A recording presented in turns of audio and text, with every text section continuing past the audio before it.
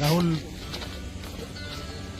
ভেসে গেছে, এরকম পড়ে গেছে ব্যাস। আমি সঙ্গে সঙ্গে ওর ছেড়ে দিয়ে একটা গাড়ি চলে গেছে আর্টিস্টের।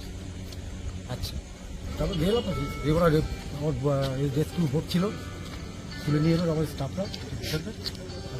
আস্তে আস্তে হাই প্রেশার ছিল, প্রেশার।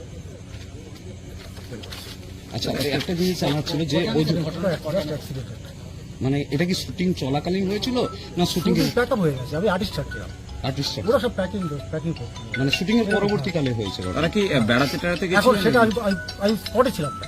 না, তিনি নৌকো থেকে পড়ে যান না না এমনি না গেছেন? না, এমনি জলে নামতে গিয়ে পড়ে যান? বোধ হয়। না, আপনি কি জেনেছেন সেটা- যে বোটে কি বোটিং করছিলেন ওরা কেউ? না না কেননা ওখানে যিনি ম্যাডাম ছিলেন, যেখানে ম্যাডাম ছিলেন তিনি বলছেন আমিও পড়ে গেছি, তার মানে কি ওনারা বোটিং এ ছিলেন? না না, বোটিং এ ছিল না। তাহলে এমনি বিচে এমনি নর্মালি যেমন শুট হয় তেমন। স্থানীয় সূত্র বলছে যে রেস্কিউ করতে একটা টাইম লেগেছে। না না না না, বেশি করতে একদম বিয়ে গাড়ি দাঁড়িয়ে ছিল ওখানে, আমি নিয়ে গেছিলাম গাড়ি। আমি যেতাম হোটেল থেকে 1 মিনিট লাগবে ওই জায়গাটা যেতে। আর বোট ছিল, বোটে করে পরিবারের লোকজন তো এসেছেন।